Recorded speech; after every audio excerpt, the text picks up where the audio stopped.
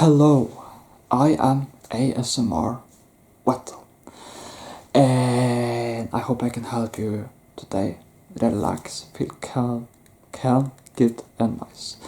So, to any newcomers to my channel, welcome, welcome. Hope you're having a great week. And to anyone who already follows my channel, hope you're also having a great week, and for that matter, a great weekend. And that you're enjoying a pizza, burger, spaghetti, candy, chocolate, or even cake. But enough about that. Today's video is going to be about my top 10 TV shows, because it was a request, a week ago. I did like a top 10 movies kind of video. And then it was a request, top 10 TV shows next. So that's what I'm going to do now. I'm going to do top 10 TV shows with you.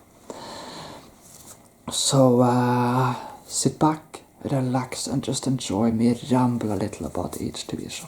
I'm going to try not to use too long on each TV show, because I'm going to go through 10, and I may also do an honorable mention. So, but let's just get started. We'll begin in the supernatural realm. Ghost Whisperer, a very popular TV show from the 2000s. So it's a over 20-year-old TV show, 20-year-old-ish TV show.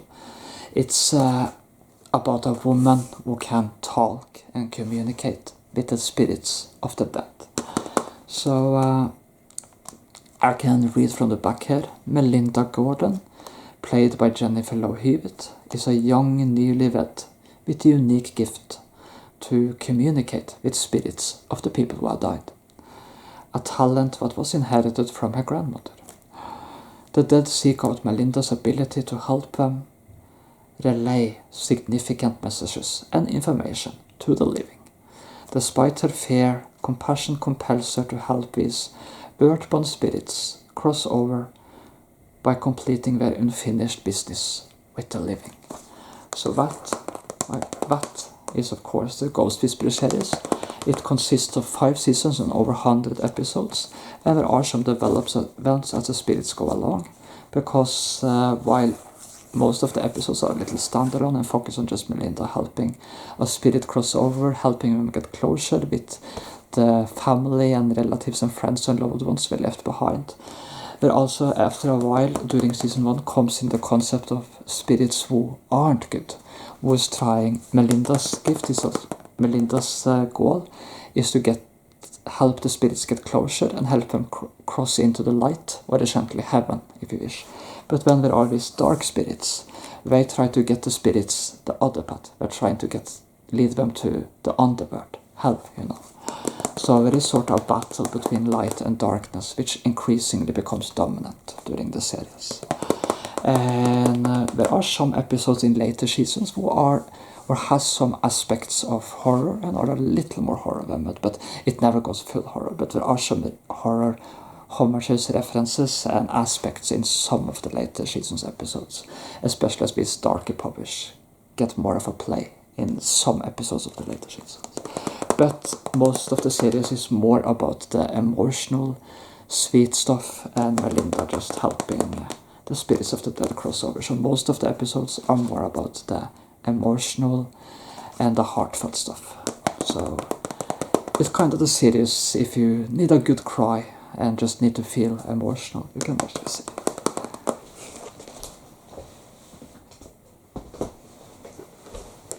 Mixing the supernatural and the superhero business, this is WandaVision.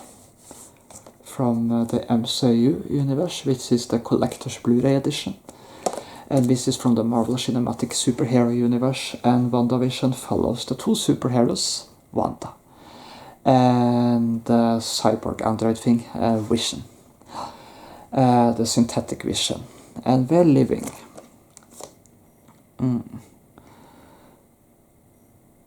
So they're living this sort of suburban life in Westview, the suburban Westview town city.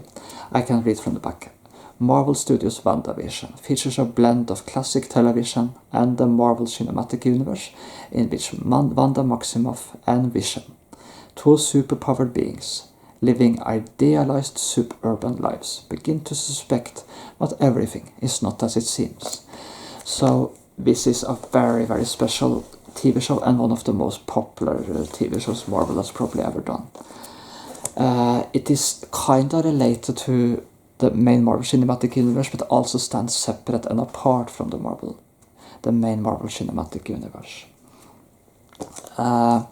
WandaVision pays homages to various sitcoms from various television areas. Like the first episode has a 1950s sitcom style, the second has a 1960s sitcom style, and references sitcoms in the 1950s, 60s. The third has a 1970s style, so on. And it goes all the way up to the 2000 style, with the last episode building a little on, among other things, Modern Family. So it kind of pays homages to various sitcoms while mixing the whole superhero and supernatural stuff into it. The series is also the first time the main MCU timeline actually starts to explore themes of the supernatural. And the show has also some slightly creepy elements, as not everything is as it seems, and the big question throughout the series is what is going on here? Why has these superheroes landed in this kind of bizarre sitcom reality? The TV shows does make reference to some of the other events of the Marvel Cinematic Universe, but mostly the TV show stands on its own and stands a little separate from the rest of the Marvel Cinematic Universe. But episode 4 in particular makes some references to the main timeline. But for the most part, it is a series which stands very strong on its own. So, WandaVision also has a spin-off, which follows a character from the original, from the WandaVision series. Actually, WandaVision will have 2 spin-offs, because a series called Vision Quest, focusing on a character called White Vision, will come out next year. But for now, last year, a spin-off, a sort of follow-up sequel, semi-sequel to WandaVision came, called Agatha All Along, focusing on the witch from the series, Agatha Harkness.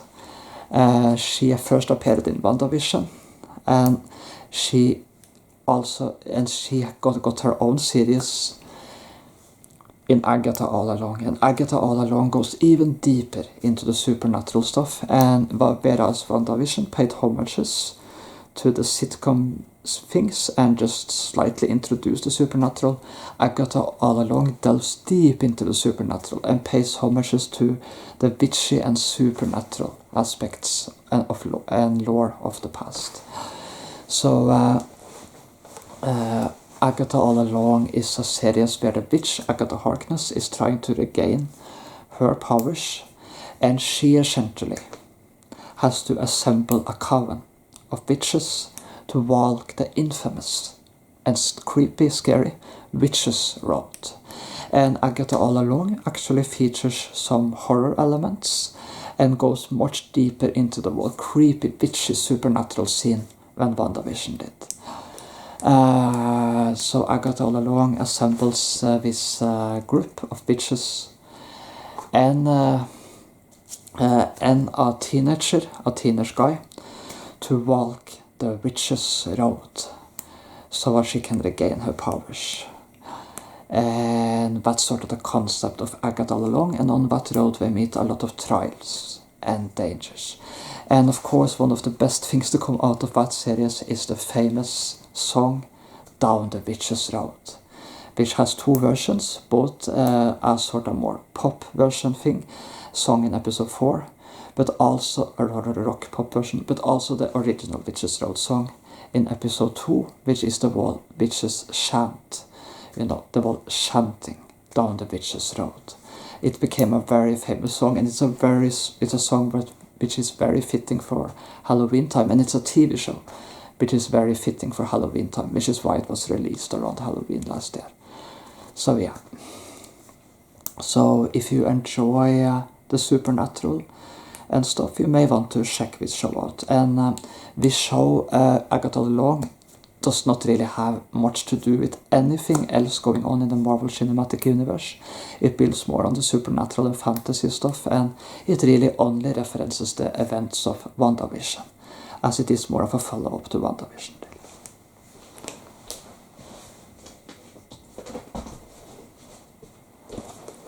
We're staying with the Marvel Universe a little bit more.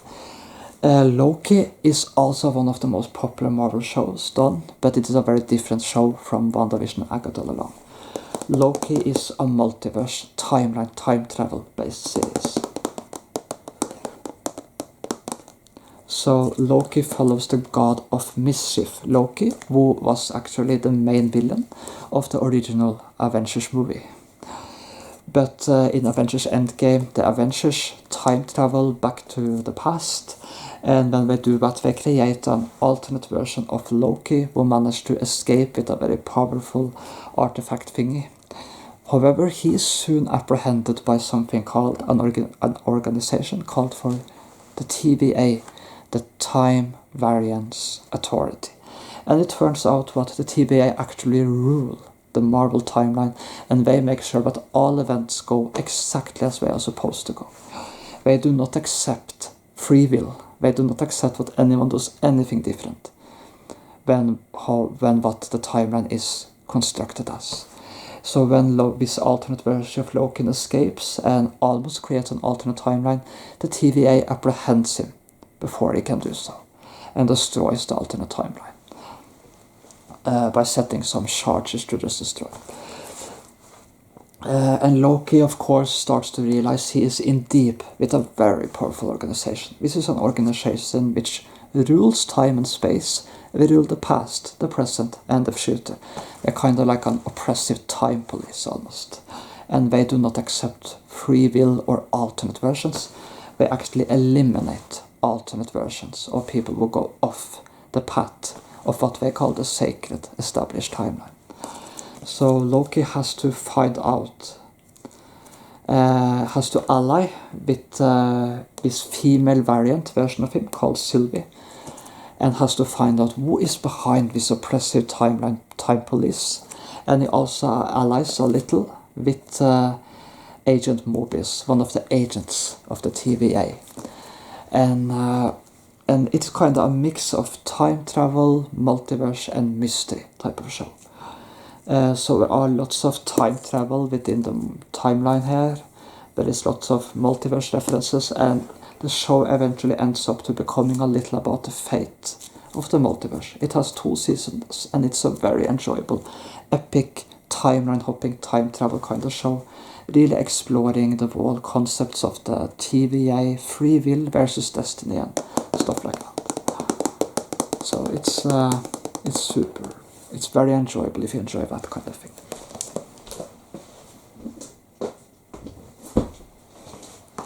Lots of more supernatural based stuff in the beginning now. Manifest. Another very enjoyable supernatural series, but it's not about ghosts or about witches, it's about something else entirely. I'm going to read from the back here. When Montego Air Flight 828 landed safely after a turbulent but routine flight, the crew and passengers were relieved. Yet in the span of those few hours, the world had aged 5 years, and their friends, families and colleagues had given up hope and moved on after mourning their losses.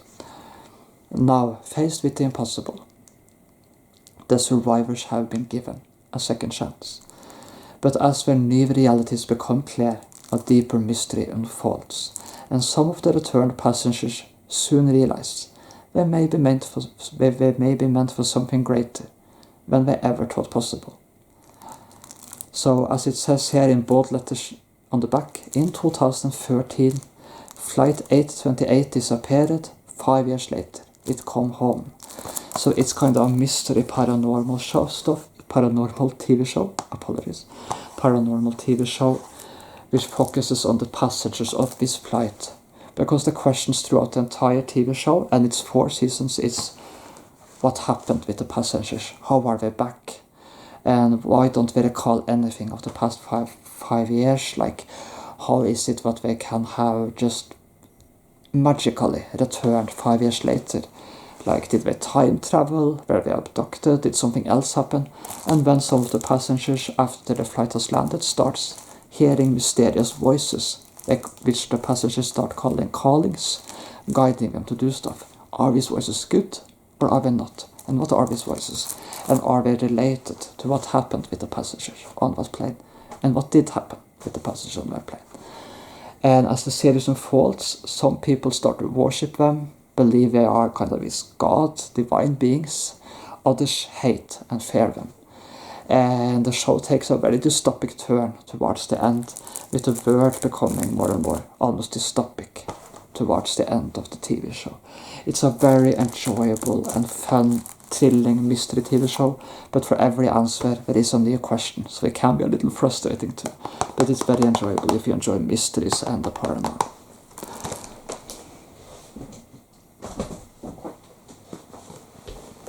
I love a lot of fantasy and supernatural stuff, which I'm sure a lot of you guys have caught up on by now. So this is Once Upon a Time. This is like an ultimate fantasy series. It features the fairy tale characters we know and love, like Snow White, etc., but put in a very special situation, because the evil queen from Snow White in this series has actually done a very special and new thing. She has cast a dark curse, sending all of the fairy tale characters to our world, but with a twist. Their memories of being fairy tale characters are gone. They have been sort of transported to a town called Storybrooke in the state of Maine. And in this town, the evil queen rules unopposed as major, because the other fairy tale characters no longer remember who they are, and Snow White and Prince Charming have been pulled apart from each other. I'm going to just put this box down. So it is up to the daughter of Snow White and Prince Charming, Emma, who was sent to our world as a baby before the curse hit, to sort of break the curse. The only problem is she has no idea that fairy tales are real. She doesn't believe in fairy tales. She has grown up in our world, and she is convinced she was abandoned by her parents as a baby. She has no idea Prince Charming and Snow White are her parents, and when she meets them in Storybrooke, they are regular persons, you know. And there is only one kid, and that's her son Henry, who has been adopted. When Emma was very young, she had a son Henry, but she gave him away, and Henry was adopted by Regina Mills, who is actually the evil queen and the major of Storybrooke. And Henry has realized the truth. He has gotten a storybook from one of his teachers, Mary Margaret, and Mary Margaret is actually Snow White, but she doesn't remember that. And he has gotten a storybook and in that storybook, the entire truth about the past is. And Henry, who is around 10 years old, starts to realize the truth, but he is a kid, and no one believes his wild imagination or stories about all these fairy tales being real, not even Emma. But Henry's mission is to try to get Emma to believe, because it is Emma who can break the curse and return the happy endings and defeat the evil queen, essentially the Major Regina. And over the season it develops into more of a fight between Emma and Regina, but for Emma it is more of a battle to get close, to sort of get to spend time with her son Henry. She has no idea that the picture is much bigger, and that she has been brought here to actually break a dark curse cast by Regina. And she has no idea that Regina is actually the evil queen from Snow White. So it's a very enjoyable fantasy series with a very enjoyable twist. And over the seasons there are new twists, new developments, because there comes new threats other than the evil queen, and even bigger and worse threats later. So super enjoyable fantasy series. It has 7 seasons and well over 100 episodes. It's a long series to watch, but it's a very, very great series if you enjoy fantasy and fairy tale characters, which I coincidentally do. Okay, let's move on.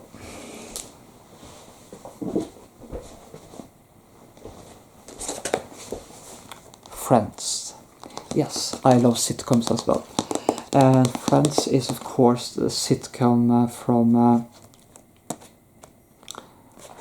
The 1990s, one of the most famous sitcom series of all time. This is the sitcom series from the 1990s to early 2000s, and it follows these 6 friends living in New York and their various funny endeavors and adventures in New York during this 10-year period. It's a super fun and enjoyable series. Here you have Ross, Rachel, Monica, Chandler, Phoebe and Joey. And I'm also going to just take a short moment here to just mention Chandler, who is played by Matthew Perry, because Matthew Perry unfortunately passed away just a few years ago, like 1 or 2 years ago or something. And no, just want to mention that and honor that actor a little, because he did a great job as Chandler. It's a shame he passed away so young, you know. But anyway, so this follows these 6 characters, and it's a super fun and enjoyable series. I really love this sort of 1990s, early 2000s humor. Even today, I think it's a great series. I love it. Now, I don't have the covers right now for the other series I'm going to mention, but I'm going to mention another sitcom series I love and enjoy, Big Bang Theory, which is a more modern sitcom set to the 2010s sitcom.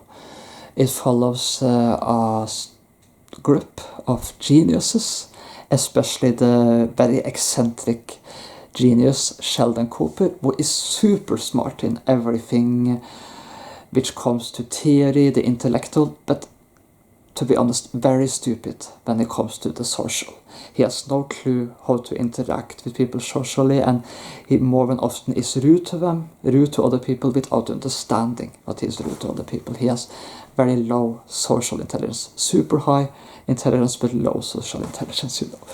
So, and of course it also follows some of Sheldon's friends and his roommate Leonard, and also their neighbor Penny, who Leonard falls for. And yeah, there are lots of funs and developments, and it sort of gives insight and humor around the more nerdy community, and sort of builds the humor more around you know, the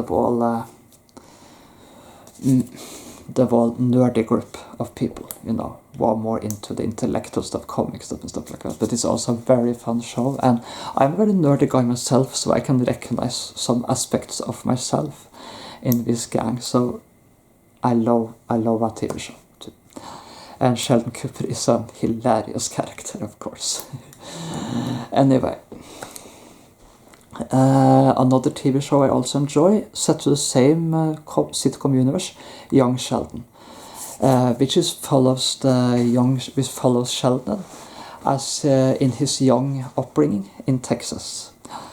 So this follows Sheldon in his childhood years, and it follows Sheldon spending time with his family in Texas, and it's also a very fun TV show and sitcom, which I also love and enjoy. So yeah, I just want to mention most TV shows. The 10th TV show I'm going to mention is the TV show called for Parallels, which is a mini TV show on Disney Plus, about 6 episodes. Follows 4 teenage friends who are, it's actually a French TV show, and it follows 4 teenage friends who are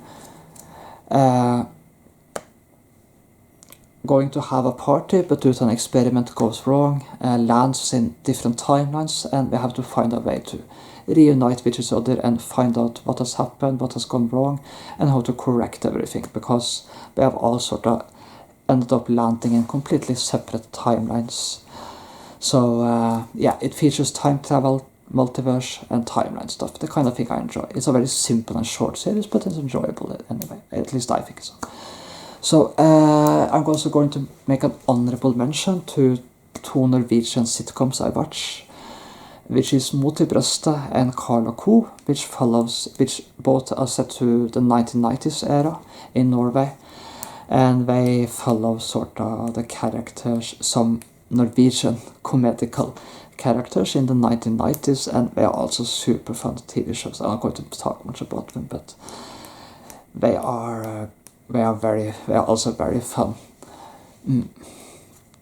Yeah, so that's also a very enjoyable, some very enjoyable TV shows from Norway, and also sort of part of that whole 1990s stuff I like, along with friends, you know. So, okay, I hope you enjoyed my ramble, and if you did enjoy it, do click the like button and subscribe to my channel if you haven't already.